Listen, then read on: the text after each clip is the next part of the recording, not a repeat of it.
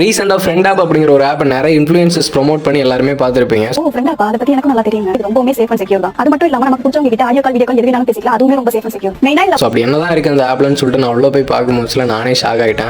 10ാം ക്ലാസ്സുകാരൻ phone ചെയ്തു. ഇതുപോലെ audio call വന്നു. ഓഡിയോ കോൾ വന്നിട്ട് അവൻ സംസാരിച്ച രീതി സെക്സിനെ പറ്റി പറയണത് കേട്ടിട്ട് എന്റെ തല തന്നെ ചേട്ടാ മരച്ചുപോയി. அவ்வளோ கேவலமான விஷயங்கள்லாம் இந்த ஆப்பில் நடந்துகிட்டு இருக்கு. இந்த ஆப்பில் என்ன நடக்குது அப்படின்னு பார்த்தீங்கன்னா, நீங்கள் ஆணாக இருந்தீங்க அப்படின்னா ஒரு 9 ரூபா நீங்கள் முதல்ல போய் பே பண்ணணும். பே பண்ணீங்க அப்படின்னா ஏதோ ஒரு பொண்ணு கூட உங்களுக்கு கனெக்ட் பண்ணுவாங்க. நீங்கள் ஒரு 5 நிமிஷம் 6 நிமிஷம் அந்த பொண்ணுகிட்ட பேசிக்கலாம். அந்த பொண்ணுக்கு நீங்கள் கொடுக்குற 9 ரூபாலேருந்து ஒரு 5 ரூபா 6 ரூபா அந்த பொண்ணு கிடைக்கும். இது என்ன மாதிரி இருக்குது அப்படின்னு பார்த்தீங்கன்னா, நீங்கள் காசு கொடுத்து பேசணும், ஒரு பொண்ணு காசை வாங்கிட்டு உங்கள்கிட்ட பேசுவாங்க. சரிங்களா? OLX மாதிரி அப்ளிகேஷனில் இந்த ஆப்பை எப்படி ப்ரொமோட் பண்ணுறாங்க அப்படின்னு பார்த்தீங்கன்னா, பெண்கள் பார்த்தீங்கன்னா வீட்டில் இருந்தே வேலை பார்க்கலாம், வீட்டில் இருந்தே சம்பாதிக்கலாம் அப்படின்னு சொல்லிட்டு இந்த ஃப்ரெண்ட் ஆப்பை வந்து ப்ரொமோட் பண்ணிட்டு இருக்காங்க.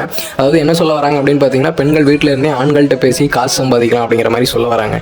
இது எவ்வளோ கேவலமாக இருக்குது. இது எப்படி இருக்குது அப்படின்னு பார்த்தீங்கன்னா, நமக்குலாம் இன்ஸ்டாவில் மெசேஜ் வந்திருக்கும். இந்த மாதிரி உங்களுக்கு ஆடியோ கால் பேசணுமா 100 ரூபா, வீடியோ கால் பேசணுமா 500 ரூபா, அந்த மாதிரிலாம் நிறைய மெசேஜ் வந்திருக்கும்.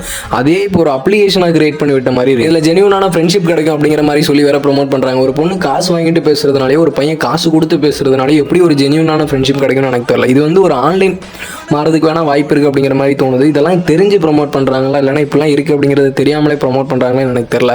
இது எனக்கு பர்சனலாகவே ரொம்பவே தப்பாக தெரியுது. உங்களுக்கு எப்படி தோணுது அப்படிங்கிறத கமெண்ட்டில் சொல்லுங்கள்.